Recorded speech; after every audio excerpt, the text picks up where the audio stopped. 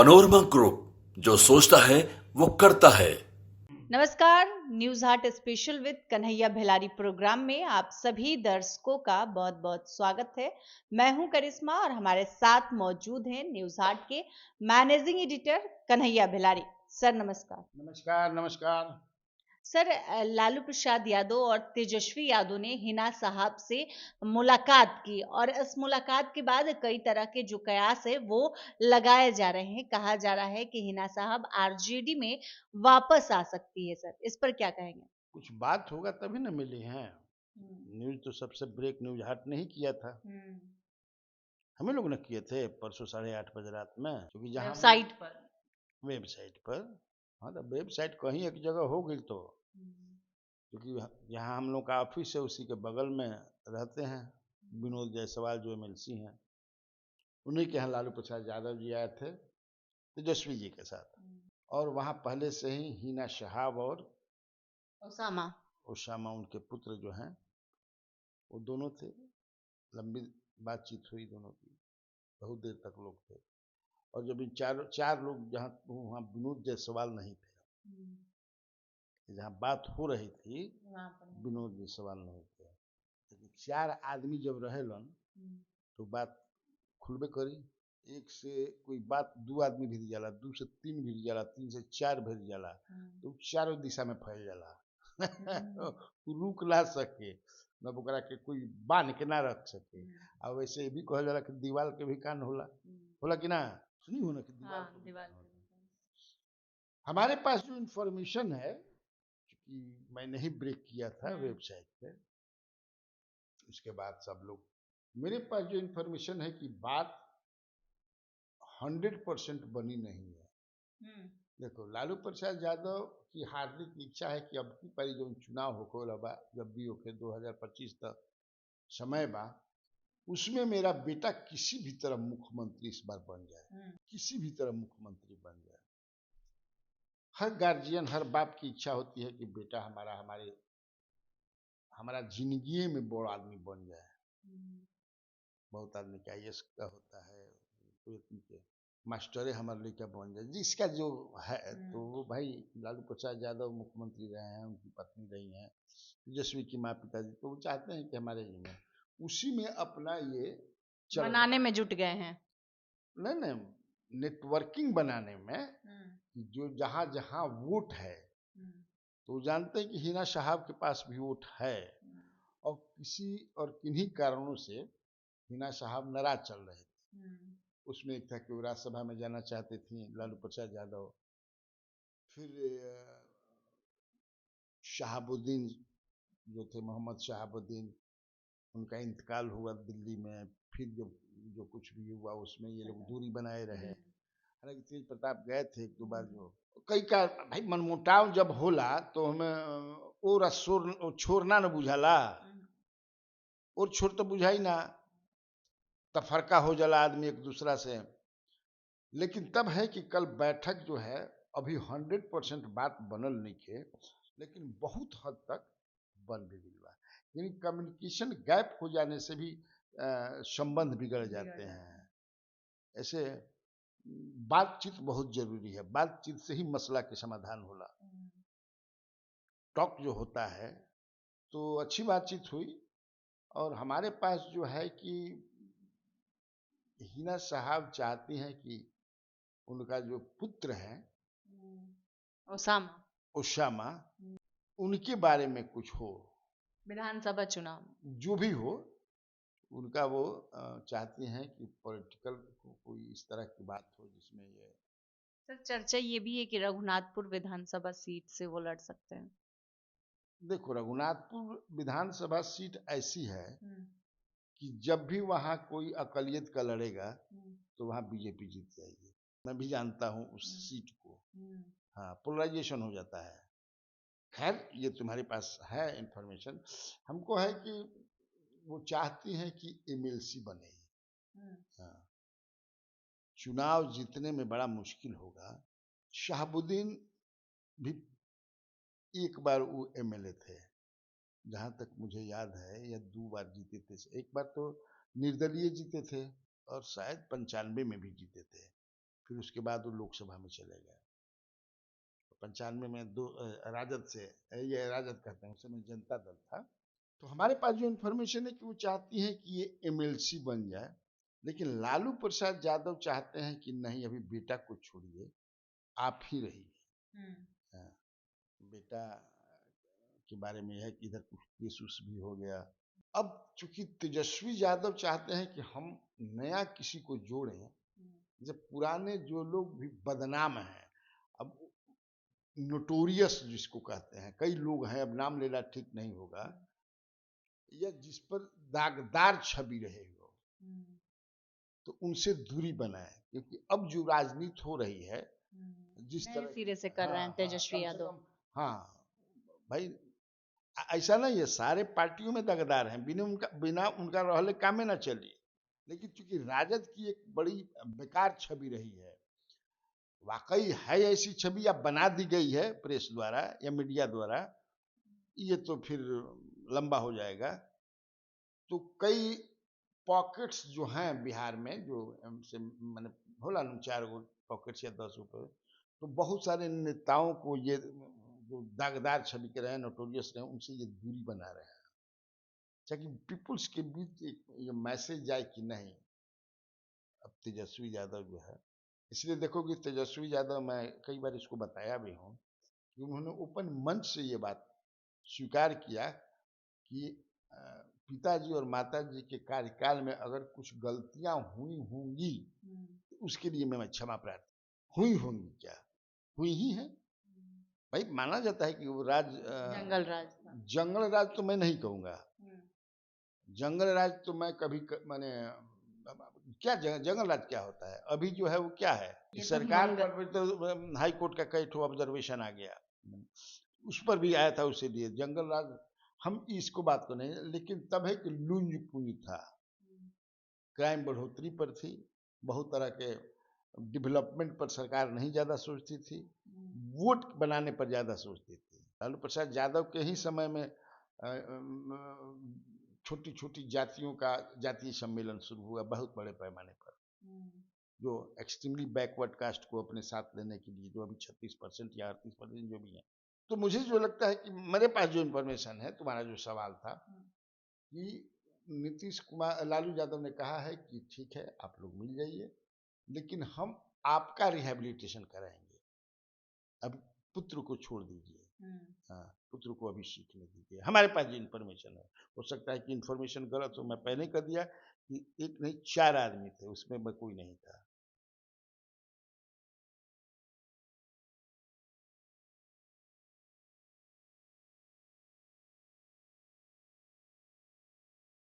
Sir, ये भी कहा जा रहा है कि लालू प्रसाद यादव प्रशांत किशोर से डर गए हैं। जिस तरह से प्रशांत किशोर एमवाई समीकरण को साधने में जुटे हैं, उनसे डरकर लालू प्रसाद यादव लोगों से जो छटक गए हैं, उनसे मिलने की कोशिश कर रहे हैं, उनसे मिल रहे हैं, ये भी कहा जा रहा है। नहीं, मैं चूंकि इसको दूसरे तरफ से तुमको बताऊंगा कि डरे नहीं है, परेशान जरूर लोग हो गए हैं। परेशानी में और डर में अंतर होता है। लालू यादव एक सधे हुए पॉलिटिशियन है। जब वो 22 पर आ गए थे 2010 में चुनाव में विधानसभा, तब भी वो डरे नहीं थे। लालू यादव डरते नहीं है वो, स्वयं हार गए थे एक बार लोकसभा में मधेपुरा से। और पटना में, मैंने पुरानी बातों को बता रहा हूँ, ऐसा नहीं कि पहली बार बता रहा हूँ। तो बैठे थे, हम लोग भी बैठे थे, तो यहाँ काउंटिंग हो रही थी जिसमें नीतीश कुमार जीत रहे थे और विजय कृष्ण खड़ा थे, वो हार रहे थे। विजय कृष्ण आए तो लड़का हो का बात बा, तो देखिए ना हमको हरा रहा है डीएम, तो ना हमको लगता है कि 99 की बात है, शायद 99 की बात है। तो हरा रहे मने, तो हाँ, तो जीत के क्या करबो, हम तो हारिए गए नहीं। नीतीश अपना आदमी है, जीत करके मंत्री बनेगा तो कुछ ठीक हो, चलो बैठो। तो लालू प्रसाद यादव एक दूसरे तरह के पॉलिटिशियन है, इसलिए मैं ये नहीं कहूँगा कि वो डर गए हैं। हाँ, निश्चित तौर से उनको लग रहा होगा कि एक पॉलिटिकल फोर्स तैयार कर रहे हैं पीके, प्रशांत किशोर, और वो पॉलिटिकल फोर्स में समाज के सभी लोगों की भागीदारी हो रही है। जो मीटिंग कर रहे हैं, तो कई मीटिंग यहाँ कर दिए, फिर आज शुक्रवार। आज शुक्रवार है, हम्म, 2-3 दिन के बस फिर इतवार के बाद महिला के है। हम्म, लोग आ भी रहे हैं, तो आदमी के जब भीड़ हुई तो सब पार्टी प्रभावित हुई नहीं, तो वो भी परेशान है, नीतीश भी परेशान है और भाजपा भी परेशान है कि वो अब स्वीकार तो करेंगे नहीं, लेकिन सच्चाई यह है कि टक्कर हो गया है। यही जो फोर्सेज भाई, फोर्स जो बाल बिहार में वही मेरे न घिंची हन, अलग से तो कोई घिंची हन ना, इसीलिए परेशानी है। सर, प्रशांत किशोर ये भी दावा कर रहे हैं कि जदयू 20 से ज्यादा विधानसभा चुनाव में सीट नहीं लाएगी। इस पर क्या कहेंगे? स्ट्रेटजिस्ट है पॉलिटिकल, वो तो कल का परसों हमारे कि हम अभी भी स्ट्रेटजिस्ट हैं, लेकिन मुझे नहीं लगता है कि उनका प्रिडिक्शन जो है, लोकसभा में भी वो बोले थे, कहाँ से सही हुआ? प्रिडिक्शन तो सही नहीं हुआ उनका, प्रिडिक्शन तो केवल योगेंद्र यादव का सही हुआ, वो भी सोफोलॉजिस्ट रहे हैं, अभी नहीं है, वो पॉलिटिकल पार्टी बनाकर चलाते हैं, तो सही तो उन्हीं का हुआ, इनका तो नहीं हुआ। तो कहाँ, उस समय भी बोले थे कि इस्तीफा दे देंगे, तो कहाँ दिए? मैंने छोड़ दूंगा पॉलिटिक्स, तो वहां तो नहीं उनका सही हुआ, तो कहाँ छोड़े पॉलिटिक्स? ये पॉलिटिशियन कहते हैं एक मनोवैज्ञानिक दबाव के लिए, उन्होंने कह दिया 20 सीट, तो 20 सीट से ज्यादा आ जाएगा तो छोड़ देंगे, राजनीति सवाल ही नहीं है। क्या क्या आदमी बोलते रहता है, नीतीश कुमार तो बोले थे कि मर जाऊंगा मिट जाऊंगा, अब नहीं जाऊंगा। भाजपा के अमित शाह यही पटने में थे कि ललन बाबू, नीतीश बाबू, आप लोगों के लिए दरवाजा बंद हुआ। तो ये एक पॉलिटिकल बयान इसको कहो। हाँ, एक 20 सीट से ज्यादा आएगी तो हम छोड़। सर, वक्फ बोर्ड को लेकर जो नीतीश कुमार की पार्टी है जदयू ने अपना स्टैंड क्लियर कर दिया और ललन सिंह भी खूब बोले हैं। नीतीश कुमार की पार्टी तो सेकुलर पार्टी मानी जाती है, जिस तरह से ललन सिंह वक्फ बोर्ड को लेकर बोले, उसको आप कैसे देखते हैं सर? उस पर क्या बोलेंगे वक्फ बोर्ड वाले पर? मैं सेकुलर सब पार्टियों को मानता हूँ, कम्युनल कौन पार्टी है? वो पॉलिटिशियन आपस में कहते हैं ना कि हाउ कम्युनल हन, हाई कम्युनल हन, हाउ सेकुलर हन, सब पार्टियां सेकुलर हैं, लेकिन उसमें एक अनुपात में तुम देख सकती हो। कुछ आदमी प्रधानमंत्री भी भाषण देते हैं तो क्या कहते हैं, सबका साथ सबका विकास, वहां थोड़े वो डिफ्रेंशिएट करते हैं। लेकिन ये भाजपा के लोग के खिलाफ बाकी जो पार्टियां हैं वो आरोप लगाती हैं कि धर्म की राजनीति करते हैं, धर्म के आधार पर लोगों को बांटते हैं। वो लोग कहते हैं कि जात की राजनीति करते हैं, जात के आधार पर बांटते हैं। वक्फ बोर्ड है क्या, पहले समझना पड़ेगा। एक व्यवस्था है जिसमें जो लोग अपनी संपत्ति को दे देते हैं, प्रॉपर्टी को देते हैं, और धार्मिक कामों में उनका अपना जो है दान देते हैं लोग। बहुत संपत्ति है तो उसी को अपना, लेकिन जिस पर्पस के लिए इन लोग का कहना है, जो बिल लोग लाए हैं, जिस पर्पस के लिए इसकी बुनियाद रखी गई थी, वहां से भटक गई है, यही कहना है।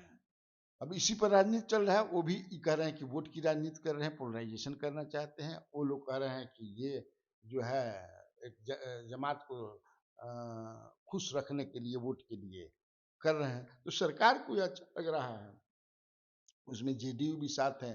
तो जो एनडीए है उसमें जितने दल हैं, किसी ने तो विरोध किया नहीं, टीडीपी ने भी नहीं किया, समर्थन किया, नीतीश ने भी किया, चिराग ने भी किया, मांझी ने भी किया, सबने किया। तो अपना एक लाइन है कि हम ये करेंगे। अगर हमसे पूछोगी कि आप सर इसको किस रूप में देखते हैं, तो मुझे ये लगता है कि बहुत हद तक ये ठीक है, अगर मनसा सही है सुधारने की। तब मैंने एक दिन तुमको एक कार्यक्रम में बताया भी था कि मेरी मनसा तो यह है कि हिंदुस्तान के जितने बड़े बड़े टेम्पल्स हैं, मठ है, जहाँ प्रॉपर्टी है, इस सबको भी ले लेना चाहिए, क्योंकि वो भी धार्मिक कार्य के लिए ही कोई आदमी वहां देता है संपत्ति की, धार्मिक काम में। तो वक्फ बोर्ड के साथ साथ वहां भी एक तरह से मतलब पहचान किया जाए, जाना जाए कि वाकई जो ये पर्पस पूरा हो रहा है, कि पर्पस को डिफीट किया गया है।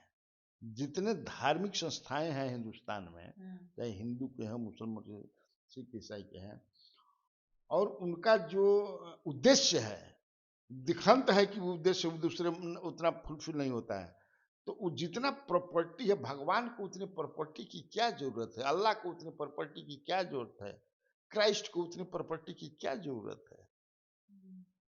सबको देश हित में, समाज हित में लगाना चाहिए, मेरा अपना मानना है। तेजस्वी यादव कह रहे हैं कि ये सोची समझी साजिश है। तो वो ये पॉलिटिकल बयान है भाई। मैं कहा ना कि ये उनका पॉलिटिकल है, इसी लाइन पे वो चलेंगे, क्योंकि वो माई उनके हाथ में है, MY। तो ये उनका लाइन है, कांग्रेस का भी ये लाइन है। लेकिन जो पार्टियां जैसे नीतीश कुमार, वो जहां रहेंगे वो लाइन होगा। अगर वो इंडिया के साथ रहते तो उनका लाइन इन लोगों के से मिल खाता। अभी वो उधर है, चिराग उधर है। भाई एक मुद्दा जो है कोटा में, कोटा पर तो डिफरेंसेज हो गया, वो उन लोगों का आपस में है, लेकिन on that this very issue they are united. Sir, Akhtarul Imam ने भी उपचुनाव में अपना उम्मीदवार उतारने का ऐलान कर दिया है। वो भी कह रहे हैं कि हम इस चुनाव में अपना उम्मीदवार उतारेंगे। तो उपचुनाव सर कठिन होता दिख रहा है। कठिन का भी तो घोषणा नहीं कभी, तो कठिन और सरल का कहला। माने हल्का और कठिन क्या होता है, चुनाव चुनाव होता है तो उतारे। वो भी एक पार्टी के हेड है, वो भी पार्टी चुनाव लड़ती है, देश भर में चुनाव लड़ती है। उन पर आरोप भी है कि वो भाजपा के बी टीम है। तो क्या दिक्कत है भाई, डेमोक्रेसी है, उनकी भी पार्टी है, लड़े लड़ाएं, कोई रोक है क्या। तो उसमें किसको घाटा होगा। मुझे नहीं लगता कि अब कोई कौम और कोई जात ये के लोग मूर्ख रह गए हैं। वो तो बना लेते हैं ना कि हमको इधर देना है या इधर देना है। ये देखो भारत की अभी जो चल रही है पॉलिटिकल सोच, उसमें यह है कि अकलियत समाज के जो लोग हैं उसी को जिताते हैं जो भाजपा को हराता है। यही ना है जी। तो ये भी लगाएंगे।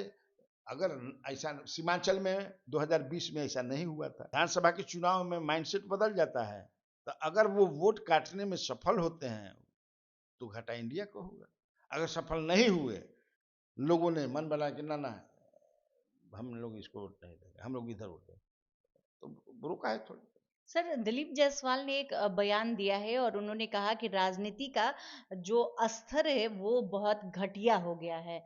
और उन्होंने कहा कि राजनीति की सोच गिरती जा रही है, यहाँ धर्म को बांटा जा रहा है। सर, उनके इस बयान पर आप क्या कहेंगे? अब वो किस संदर्भ में कह रहे हैं, आज लगा कि मैंने घटिया हो गई। मैंने कहा कोना मायने में हम तो बना बुझात नहीं कि घटिया हो गई बा।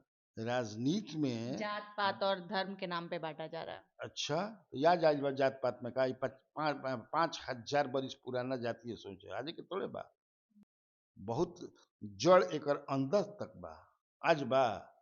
हमको बताओ, अखबार में विज्ञापन जो छपता है मैट्रिमोनियल, ये राजपूत लड़की के राजपूत लड़का चाहिए, बस लड़का के बस लड़की चाहिए, हई गोत्र चाहिए, कौन पार्टी वाला छपवावेला है।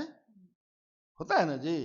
कोई बहुत रेयरेस्ट रेयर में देख लो कि नहीं किसी धर्म और जाति का लड़का चाहिए, किसी धर्म जाति की लड़की चाहिए, कान कुब्ज ब्राह्मण चाहिए, सकल लिपि ब्राह्मण चाहिए, उज्जैन राजपूत चाहिए, ब्राह्मण चाहिए, उज्जैन मैंने उसमें गुद आप सब बता करके होता है, इसमें एडवर्टाइजमेंट आता है। तो ये आज से अवता हमें लगता है कि जहिया से अखबार छपता तब से मैट्रिमोनियल भी चलता। समाज में जातीय शौचालय से है, अब हो रहा है मिटाने की बात। बहुत बड़े पैमाने पर इंटरकास्ट शादियां भी होने लगी, इंटर रिलीजन शादियां भी होने लगी। तो जितने लोग पढ़ेंगे, और आज का जो नया युवक है वो अपने को उस ब्रैकेट से निकालना चाहता है, लेकिन निकले कहाँ देता है आदमी, निकले निकल देते हैं।